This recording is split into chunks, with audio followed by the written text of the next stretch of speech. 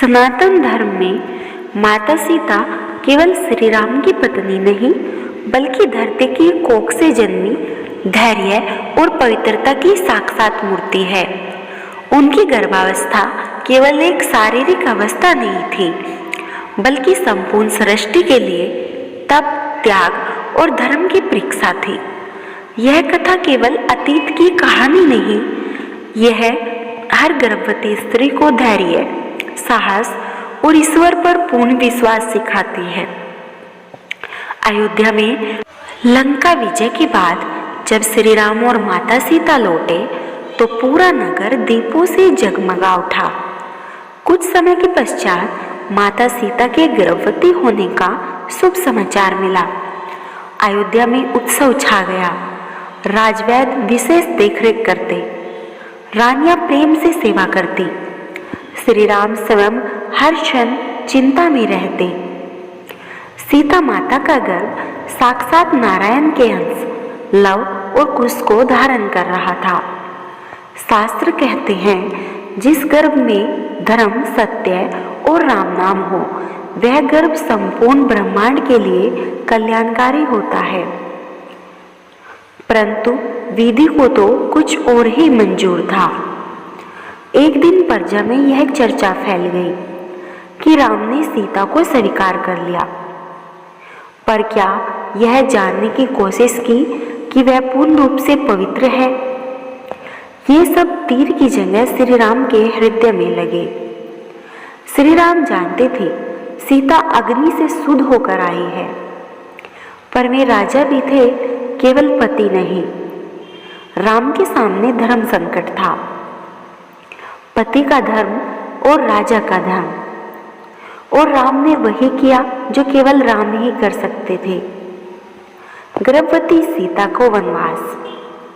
एक दिन श्री राम ने लक्ष्मण से कहा, भ्राता सीता को वन छोड़ाओ। यह सुनकर लक्ष्मण का हृदय कांप उठा, पर राम की आज्ञा सर्वोपरि थी। सीता माता को यह बताया गया था कि वह वन में रहने के लिए जा रहे हैं। सीता ने कोई प्रश्न नहीं किया, उन्होंने बस इतना कहा, यदि यह राम की आज्ञा है तो यही मेरा धर्म है। गर्भवती सीता को घने जंगल में अकेला छोड़ दिया गया। यह क्षण इतिहास का सबसे करुण दृश्य है। वाल्मीकि के आश्रम में आश्रय अकेली गर्भवती आंसुओं से भरी सीता वन में चलते चलते महर्षि वाल्मीकि के आश्रम पहुंची। वाल्मीकि जी ध्यान में थे, पर तपोबल से सब जान गए। उन्होंने कहा, माता आप यहाँ सुरक्षित है, यह आश्रम आपके पुत्रों की कर्म भूमि बनेगा। यही सीता माता ने वन में रहते हुए भी सात्विक जीवन जिया। राम नाम का जप, ध्यान, शांति, संयम। गर्भावस्था में भी सीता का संयम बना रहा। गर्भावस्था के 9 महीने सीता माता ने कभी राम के विरुद्ध एक शब्द न कहा। सीता माता ने कभी अपने भाग्य को भी दोष न दिया, कभी क्रोध नहीं किया। वे कहती थी, मेरे कष्ट मेरे कर्म हैं, मेरे पुत्र धर्म के लिए जन्म लेंगे। शास्त्र बताते हैं, गर्भ में पल रहे बालक माँ के विचारों से संस्कार लेते हैं। इसलिए लव कुश इतने तेजस्वी, धर्मनिष्ठ और राम भक्त बने। लव और कुश का जन्म एक शुभ दिन था। वाल्मीकि आश्रम में धरती पुत्र ने 2 तेजस्वी पुत्रों को जन्म दिया, लव और कुश। प्रकृति भी बहुत प्रसन्न हुई। पुष्प वर्षा, मृदु पवन, शांति का वातावरण। वाल्मीकि जी ने स्वयं उन्हें वेद, शस्त्र, शास्त्र और राम कथा सिखाई। माँ सीता का मातृत्व।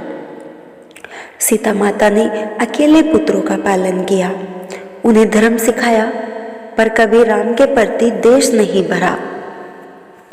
वे हमेशा कहती थी, तुम्हारे पिता मर्यादा पुरुषोत्तम है। यही कारण था लव कुश ने राम कथा गाई, पर कभी भी राम का अपमान न किया। गर्भवती स्त्रियों के लिए संदेश है।